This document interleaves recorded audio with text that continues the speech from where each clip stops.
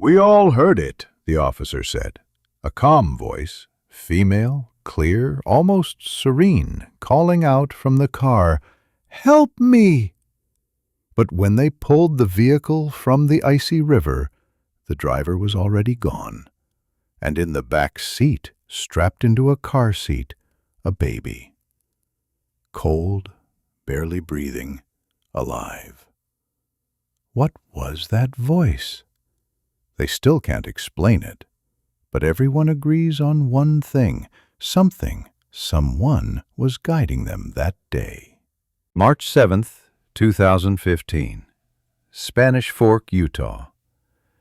It was the kind of cold that burns, a piercing, metallic air that stung the lungs and numbed the senses, the kind of chill that seeps into your bones and settles there.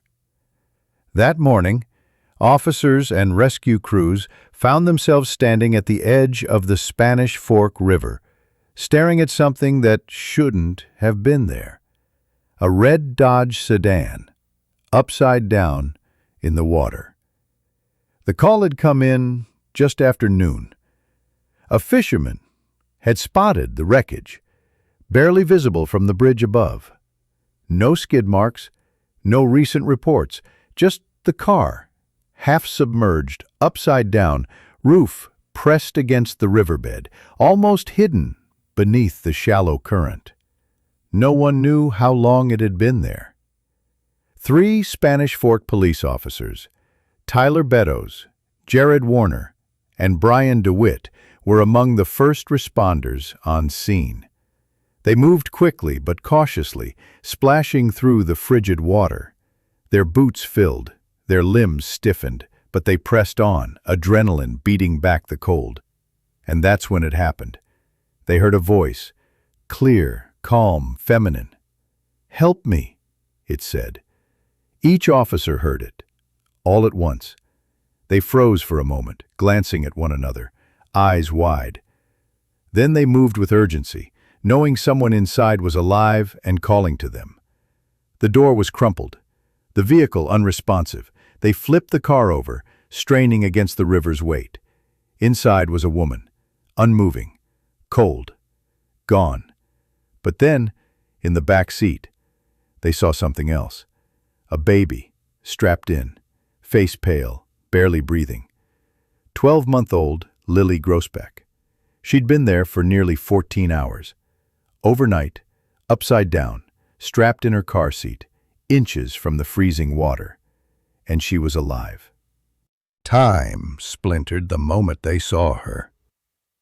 Lily's tiny frame was slumped in her car seat, her face ghost pale, her lips tinged blue. Her body was limp, soaked, freezing, but somehow she was breathing. Barely. Officer Warner reached in first, unclipping the straps with trembling fingers. Officer Beddoes called out for paramedics, his voice cracking with urgency. Water poured from the car as they lifted her out, the river resisting, clinging to her like it didn't want to let go. They passed her from hand to hand like something sacred, a breathless relay. There were no cries, no movement, just silence, except for the shouts of first responders and the scramble to warm her fragile body. Later, doctors would say Lily's survival bordered on the impossible. The crash had occurred around 10:30 p.m. the night before, when her mother, 25-year-old Lily Groesbeck, veered off the road after hitting a concrete barrier on the bridge. No one saw it happen. No one reported a missing person. The car plunged into the river, nose first, and landed upside down, undetectable from the road above. Lynn was killed on impact. Lily hung suspended in the car seat, barely above the icy water, through the entire night. 14 hours. Temperatures dropped to near freezing. And yet, when they pulled her out, Lily still had a heartbeat, a thread of life.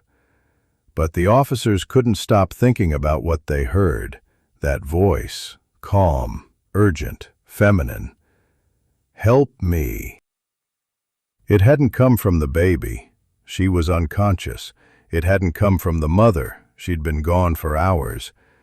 Yet 3 seasoned officers swore they heard it. And they weren't alone. A firefighter on the scene later confirmed. He heard it too. No radios, no echoes, no explanation. Just that voice, drifting through the air, guiding them at the exact moment they needed to act. I've never experienced anything like it, Officer Beddoes would later say. It was unmistakable. He looked haunted when he said it, not afraid, just aware. Aware that something had happened that logic alone couldn't explain. They weren't the praying type, most of them, but that day they all said the same thing. Something wanted that little girl to live. The ambulance roared away with Lily inside, wrapped in every warm cloth they could find. EMTs fought to raise her core temperature. Doctors and nurses waited, unsure what to expect. No one survives 14 hours in a freezing river. Not a baby, not like this. But Lily did. She was flown to Primary Children's Hospital in Salt Lake City, where she was stabilized and monitored. Slowly, remarkably, she improved. No brain damage, no frostbite, no long-term injuries. Within days, she was reaching out, smiling faintly, clinging to the fingers of relatives. It was as if life had decided to pause for her, and then resume. As the headlines spread, "Mysterious Voice Leads Police to Baby in Submerged Car," people across the world took notice. News anchors used words like miraculous. Doctors called it medically baffling. Commenters online flooded social media with prayers, theories, even tears. But it was the voice that haunted people most. 4 grown men heard it, clear, direct, real. And yet, it couldn't have come from the baby, and it couldn't have come from Lynn, not physically at least. Some believed it was an angel. Others said it was the mother's spirit crying out to save her daughter. A few skeptics chalked it up to adrenaline, misheard sounds, group suggestion, but the officers weren't buying that. They know what they heard. "People can explain it away if they want," one of them said later. "But I've been in dozens of rescues. This was different. I felt something I'll never forget, like we weren't alone down there." And perhaps that's the most powerful part of all. That in the middle of an ordinary town, during an ordinary patrol, 4 officers waded into a freezing river and stepped into something unseen. Something that whispered just loud enough to be heard. Something that moved just quickly enough to make the difference. A voice that led them to a girl still meant to live. And in the end, maybe that's what faith is. Not always thunder, not always certainty. Sometimes it's a whisper in the cold, a moment you can't explain, a voice that no one else hears, but everyone remembers. If this story moved you even just a little, like, share, and subscribe to hear more true stories where timing, faith, and mystery intersect.